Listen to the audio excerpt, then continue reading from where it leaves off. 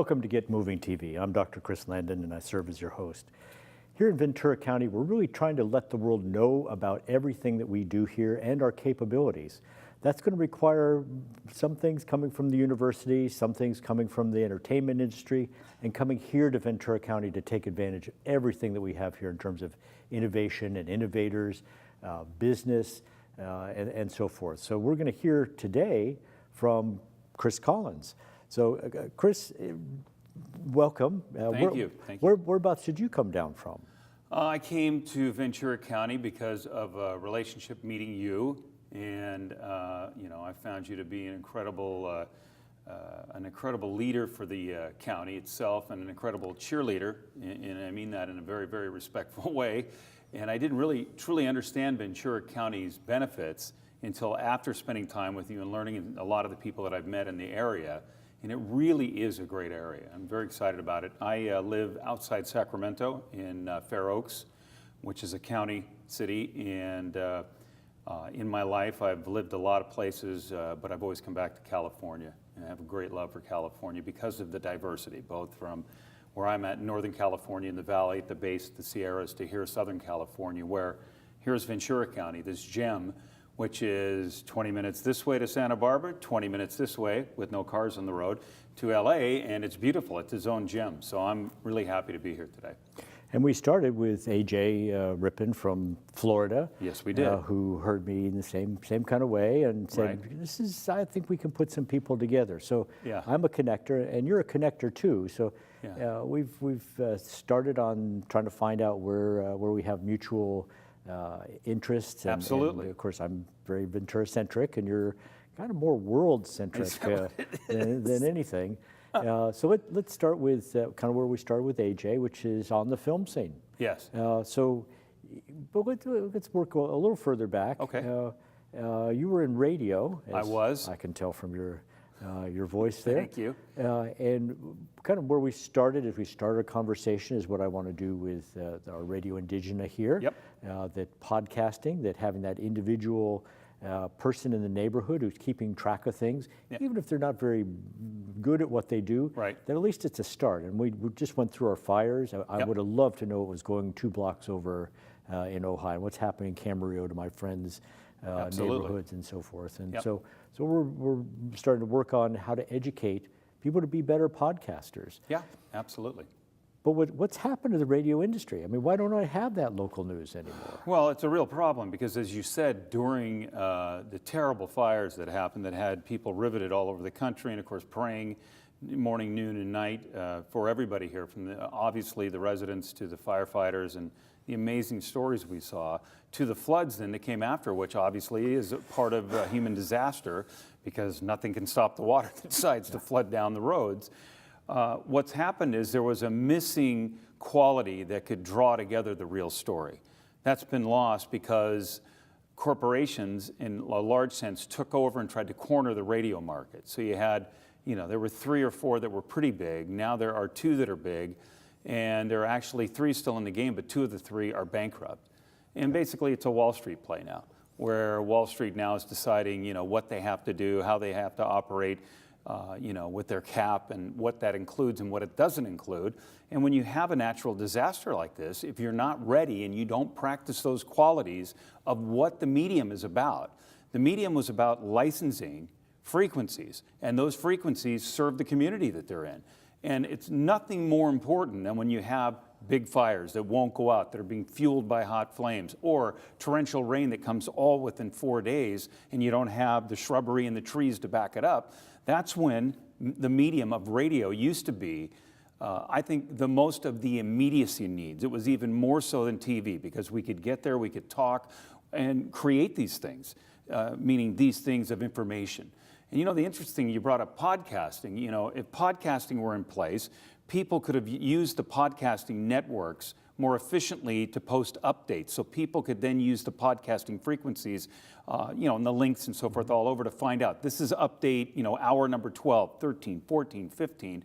And clearly, as I've told you, and maybe we tell the audience, one of my real ideas is that it's not a lot of money and not a lot of wherewithal, and really it's political capital for a lot of the politicians, both in Sacramento and at the federal level, where you could create low power frequencies for each city in Ventura County, Santa Barbara County, and then during these kinds of disasters, link them together so that you have ongoing foot-to-foot, space-to-space updating so people can go to their low-power frequencies, which don't come off the side of a mountain. They're usually in the middle of a city, up on top of a building, and get that kind of information. And it would have made a world of difference, both locally, obviously the most important area, regionally, which is very important because you need to get people into support, statewide because you need the money and the commitment to get here, but then, you know, nationally and internationally, so that rumors and, you know, the spreading of misinformation that would have ceased to exist because you would have had all these different licenses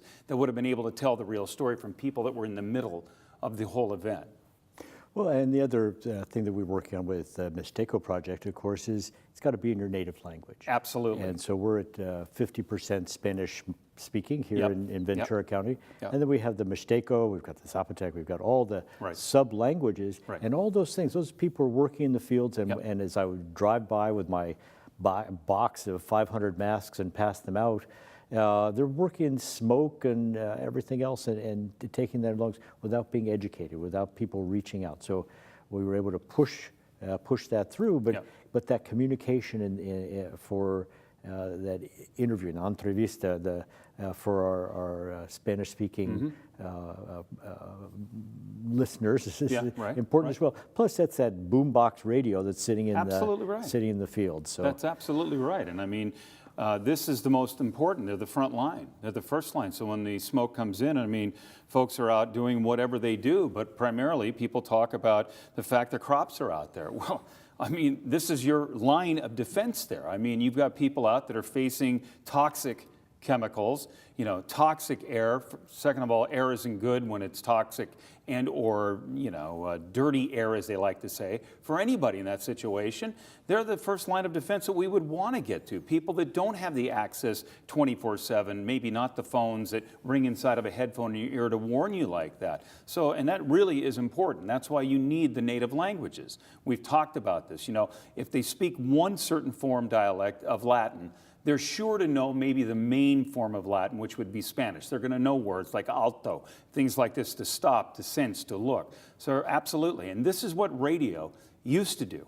This is what it did for 75 years. It entertained, it did this, it had the immediacy. But then, of course, digital technology took over. But radio sort of fought that. And that's another reason why they fell behind, because they haven't embraced the technology and married it together and decided to share. And I'll give you an example of that. Many years ago, I did a very, very profitable deal with YouTube concerning Brazilian soccer, because in my work, since I've left the media industry per se, I've been involved in distribution of soccer and other content. And YouTube, when I got their back end and they took me through and showed me all the ways that they disseminate information and the people that they reach, I immediately, first thing I said to them, I goes, no wonder radio's in a bankruptcy stage. And this was 6 years ago. I said, they have no hope. There's absolutely no way when a company is making $4 billion a quarter by giving away free bandwidth so people can take their cameras or whatever and shoot you and I talking in this studio and post it up and then put ads in front of it and behind it and eyeballs are watching, that they could ever compete with it, because they gave away the immediacy of play that people like YouTube have done and or the big news networks, the industry of news that now obviously is lit up at this stage of digital media, right, where you can link off the digital media and grab video and things like that. So it's a shame, but it starts here. It starts now. It starts in communities. Ventura County, parts of Santa Barbara County. You know, the low power stations, they're usually, what, 10 watts? You know, you pay 10 grand to the FCC, and then you have a community station. And, you know, you may not use that or need that community station always, but I'll tell you what, when the flames, the Santa Anas, are burning out of control, and you see mountains that you move here for to basically, you know, worship and engage and thank every day to have the beauty, they're in flames, and you're being encircled, you'd like to have that information to know what road to go to and what road not to go to, or to go help your friends or in family or animals or, you know, anything important, you know, keepsakes, you know, you want to know what to do and to try to help. And it wasn't available during that, and that's a shame. Well, that's part of the commitment from the Ventura Adult Continuing Education. Correct. Is we're looking at putting together an enhancement to this digital media Yep. that we do here. The people behind the cameras are going to school here, who put my lav on, going to school here, and they'll leave here with good skills. And I have people who live in the harbor, and they'd love to do a morning report of the surf and the tide, Absolutely. and what's happening at the yacht club, and so forth. But let's move on a little bit to on the film scene, which is kind of that was our first interaction there. Yeah. So tell me about on the film scene, and you took it through a certain business cycle there. Yeah, it's an interesting play. On the film scene, I was doing a website for who turned out to be the former publicist for the Beatles. And I didn't know that when somebody asked me to come down and meet with a gentleman. They said was in at one time the movie industry and had dealt with celebrities and what have you. And I said, hey, I'm in LA all the time. This was at the start of the century, 2000, 2001. I ran a company called Digicast, which was the first company in the world that did 24/7 streaming of mostly sporting events, some entertainment events, and we were a platinum level provider of video for Microsoft, for Windows Media specifically, which was the video distribution site in the world. It used to do 2.5, 3 billion views of video per year. So anyway, I came to LA with some of my other meetings, sizing up things, and I met this gentleman, and he said, I'd like you to build me a site, and it needs to do this, this, and that. And I said, well, we can do that. So he said, I have something special for you. And I was waiting. I go, okay, what do you have special for me? And I noticed all around his walls are original 8x10s of the movie Hard Day's Night and from Help. And I see him in pictures with John, Paul, George, and Ringo. And I said, well, look it, why don't you give me all these pictures here and I'll gladly do your website. And he said, no, that's not what I'm going to give you. And he opened up a closet and there was 2 huge boxes and they were filled with tapes. And he said, this is a show called On the Film Scene. It originated, ran only once, each show on the Z Channel, which the Z Channel was the corresponding competitor, if you will, to HBO. The studios wanted to have a channel on the West Coast because HBO was created with the East Coast media properties in mind to try to then condense all of their content and sell to cable providers the channel throughout the South and the East. So the Z Channel was a really cool channel. There are many people that are in the TV industry today, movie industry, that grew up with the Z Channel. On the Film Scene was its prime show. And basically, it was sit-down, one-on-one interviews like you and I are doing right now between some of the legendary directors like Sir David Lean or Billy Barty, as a character, or, a young Meryl Streep, or, think of the actor or actress. They sat one-on-one with the late Charles Chaplin, not the actor, but the outstanding movie critic from the Los Angeles Times, who I think is obviously the greatest movie critic ever. He was brilliant. He studied, he knew who his characters were, he understood why movies were made, how they were made, and how that played out in how movies are released and what people should look for in the movies and so forth. So it was A+ all the way around. And to be honest with you, I was blown away when I got this catalog and I said, this is a catalog like a fine bottle of wine. It's not for now, but it's for the ages. And we made the deal, signed the papers, I shook his hand and I said, I promise you that anything we do business-wise is going to include 50-50 the education of the students of today, the education of the students, before and after and in between, because that's what this is about. It teaches you how the greats made movies. Why did Sir David Lean, do the bridge, River Kwai, in the middle of Burma? Okay, and why did he want the aesthetics of that exact spot? And, how did they remake it and make it so, alive and so forth. So, for somebody in the 60s, as we remember, that saw that movie when it came out, it was bigger than life, right? Up to Spielberg talking about one-on-one with E.T., and how he made the magic happen and why it happened. It's a remarkable series. I think we have, it fills out to 30 DVDs that are 2 hours long. So, I mean, it's an abundance of hours, and it's got hundreds of actresses, directors, producers, and everything from lighting, camera operation, sound, aesthetic value, acting, directing, producing. I'm very proud of it. I'm very excited. My business partner, Randy Adams, and I We built this company, Digicast, to do and what it said it would do, and it did that. We were the first to bring video to phones in North America. The only people that were doing it were the Koreans and the Japanese. The Japanese that did it, they invested in our company in America. So we were on the cusp of a lot of great things, but there were a bunch of bizarre things that kept coming to us because technology was so new then that people that had these assets were looking for people like us. I found a box of tapes that were the Doors from the I think it was 67, on a local TV appearance tour that they did, like in the afternoon from 3 to 3:30, playing like 12 different Doors songs, Jim Morrison and the whole group there, like they were just baby fresh kids. And I got that because of what we did. And of course, I got it back to Ray Kaczmarek, who passed away a couple of years ago, the keyboardist of the Doors. But it was finds like this that we did that enhanced our reputation. And it didn't take a lot of money to do it. It didn't take because maybe Rupert Murdoch was my uncle. It took this desire and fire to go out, approach it, find it, proof it, and then, work at it.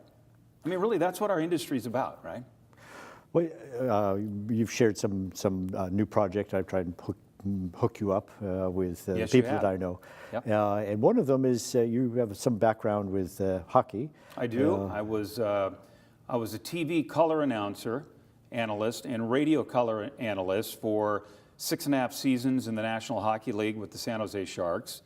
I came back after a 10-year leave from there. I went to Seattle to start up Digicast, met my business partner, Randy Adams, and we had a very successful business, which led me to China, which is another story, to run the Chinese national Olympic hockey team, which I ran for a number of years. But I came back to the Sharks and brought them in as a sponsor. So the second time I was with the Sharks was about 4.5 years. So I did 10.5, 11 seasons in the National Hockey League, and I'd had a background in hockey as well. I played when I was young, pretty good player, but had the broadcasting bug when I was very young and wanted to be a broadcaster. So, I stepped away from the serious, high-level active sports and still did my sports, but, went more to get in to what I did. And then I married the two as I got older and got that experience and earned a reputation, and that's what I did to be in the NHL. Let me add that I got tired of broadcasting in the National Hockey League because I had already been a very successful morning show host and a TV, I would say, co-host and so forth. I've done a lot of national shows and what have you in my career. And I stepped back because I was bored with the broadcasting end, right? Because you really don't make the decisions. You're not the guy that, in my attitude in my life, I'd always been successful being that guy to make the decisions and go. So I told them I want to be in scouting. I want to be able to develop players, understand the development of it, and then research it and be able to tabulate and so forth. And then I'd like to work my way into a general managership and/or ownership role if I'm able to put together the funding later on in life. That's why I stepped away from the NHL broadcasting, or I'd still be there now going on 20 plus years. So that's also an area we need to encourage people, is that one thing leads to the next thing. The next thing leads to another thing. Don't be afraid. Go for it, because there's always riches around the corner. It just depends on how patient you are. Well, when, as you know, we're working on, with the crew from here, a movie called But Something Is There, and we're Yep. almost through. And so that, when you got a project around a woman in Yeah. national hockey? Yes, we do. The only woman, the first woman, I believe there was one more that has practiced with an NHL club, but the first woman to play in an NHL game was a young lady by the name of Manon Rhéaume. She was widely known in Canada. She was one of the top women hockey players. She was a netminder, a goaltender. I call them netminders, sorry, inside business thing. And anyway, she was a really good talent. And Phil Esposito, who's a Hall of Fame player back from the 60s and 70s, brought together a group from Asia and bought the Tampa Bay Lightning and founded them and put them out, and needed something to keep the interest up in Tampa, right? Because, he was Hall of Fame player. That doesn't mean you're a Hall of Fame owner, right? We all face these crises in life. So one of his things to do was he went and they got Manon Rhéaume. They signed her to a contract, and they let her practice with the team. She's on the bench for games, and they finally put her into a game, and she played, and she was good. And she earned the respect immediately of the players in the Lightning side who had already learned that, practicing with her. But all the opposing team, and you know, guys talked about this for years after, you know, during my time in the league, after it, and it was an amazing thing, you know, and I think now society is finally waking up that, you know, we're all equals. I mean, I was raised that people are equal, right? I've never had this problem in my life. I had a strong mother who made me understand that you will treat people as you expect to be treated to yourself. You will treat your wife even better, your girlfriends, whatever it was, you know, that you're ventured in at that time. And I think it's exciting because for Manon, she's being recognized. I mean, what an amazing thing she did. And she was so unassuming about it. So, you know, because of my experience and what have you, somebody called me and said, hey, I want to send a movie person to you, and I want you to talk to them. And they laid out this story, and I knew right away. I said, hey, Manon Riom, okay? I mean, this is good. I mean, she's an amazing character. I mean, she did it when people said there's no room for women in the sport. Meanwhile, who wins the gold medals? The Canadian women, and recently, a few weeks ago, the American women win the gold medal, right? Not the men of America are winning it. So, I mean, look there's a real place in this sport, and there has been for decades for women in the sport. And what a great story for Manon Riom. So, one thing has led to another, and we're working to bring this story to film. And I've had fantastic conversations with many, including a really great person who's at Disney IMAX by the name of Jason Brennick, who has really helped both myself and you in discussions we've had take the path to make this real. And the writer and supporting people in the film are very excited, and we're making great progress. So don't be surprised if you see that come. It'll probably incubate in Canada first, naturally. You know, you have Cineplex and others, 1,200 theaters. You know, you want to work in unison with them. So the story can be told, a story can be built, but then, hey, in America, there are 31 NHL cities. Soon it'll be 32 with the addition of Seattle. These cities, believe me, the NHL has always been all about fairness, equality in their league. They will be all over this film to get this into their markets because their audience is importantly almost 50% female. So you've got to give, you know, where you get and get where you give. So I'm very excited about this project, and I very much appreciate you and your experiences and your linkage that you have, getting me together with people that first recognize Ventura County, because every call I'm on with you, it's always about how are things in Ventura County, Doc? So, and then next, expanding that out. So I told him too, I said, look, you don't need to do the movie in Quebec or do it in Buffalo or anything. Let's go do it in Ventura on the beach, and we'll just put in the after effects into it. So far they haven't agreed to that, but I'm pushing them for it. Well, maybe we'll work on our local tax break. I know Atlanta, it's really worked out for Atlanta to get that. But you'd sent me the one sheet. Right. So I'm a doctor. What do I know about this stuff? I'm learning. I always want to learn something new. Sure. So what, in terms of our aspiring movie makers, what goes into a one sheet? That's a good point. You know, I can share that, and you know, I'll do that with you, and we can share it with the audience. I think that's fantastic because it's simplicity. But you know, you shouldn't be discouraged if your one sheet doesn't include your uncle.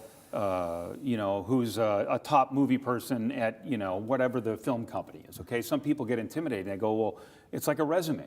When I was 14 and a half getting into broadcast, and I got in my first time on the radio, I was 15. I was doing VJ work at 14. And I went to the local place and I beat my way into the doors and said, hey, you got to put me on the air. And I agreed to do every other job. It was a cable station in San Jose, Channel 2B. Gill Cable was the company, and it was KPAR TV. And so I did. I got 2 days a week, 3 to 6, and the rest of the week I had to go work the cameras, work the production room, work audio, whatever I do or did to get there. So I tell people, and then I wanted to go into radio. And those resumes that you make out, listen, all you have to do is put down, you're already working in the industry. I'm volunteering my time. I'm, you know, on the camera. I'm a VJ. I'm behind it. I know how to work the audio. I work the cameras. I'm learning to direct. I know how to do it. That's your resume. So if you're a movie maker with today, and there's so much fantastic equipment out, there's so much fantastic technology, there's so much fantastic knowledge in making movies, and the best minds are usually those that are successful sharing with these new movie makers that are coming out, that those resumes are essentially the same thing. It's basically the look to it and knocking on the doors that you want to get into and maybe asking for help and so forth and sharing that with people so that they know you have that drive and that you're maybe just one pat on the back or an introduction away of making your magic happen. And I want to encourage everybody to think that way because it is possible, okay? Nothing is impossible in life. I'm convinced of that. Well, that was the one sheet you sent me was just really the story very simply. Absolutely. And laid out. And the Who's people, involved? Who's involved? Story laid out. You know, what the estimated costs are for production. Here are the contact people that are involved. Emails, okay, or, you know, Twitter handles, and then phone numbers. Boom. And let me tell you, like you said, we've taken it to high-end people. They got it right away on a one sheet. So it's very important. It just takes a little effort, and it takes people sharing. That's why I love what you do, because you know me, I'm open, I'll share everything with you. Yeah, my conversation with Jason Brennick was Yep. just a random email, and a couple months later, he was in the car, and Yep. what the heck, I'll talk to you, Dr. Landon, but it doesn't take long, as long as we all remember Absolutely. what we do. And where we came from and how we walk. And yeah. how things come together. Yep. Well, Ventura, thank you so much, Chris Collins, for appreciate it. coming to Ventura, understanding what kind of a great place it is. So Ventura County, we really want to bring in industry and innovation from elsewhere. We want to bring in other people's experiences. We want to make Fresno want to come visit Ventura County for our wonderful beaches and weather, restaurants, and so forth. The abilities of the Innovation Center in terms of bringing the technology people in, but also we have an entertainment industry just over the hill. Chris is involved with a creative arts agency, and just that's where he'll be heading, and he'll remember Ventura County as part of his conversation there too. So Ventura County, I think it's time for you all to get behind the camera, put on a microphone, but most of all, Ventura County, it's time for you to get moving.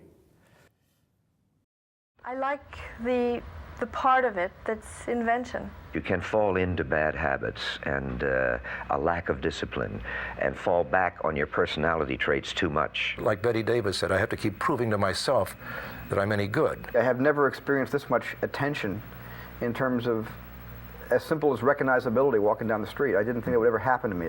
That would happen to Sylvester Stallone and John Travolta and Warren Beatty. You pick a profession of which you're before the public in the way of through the transmission of film, and you figure you got to take a little bit of what comes of that.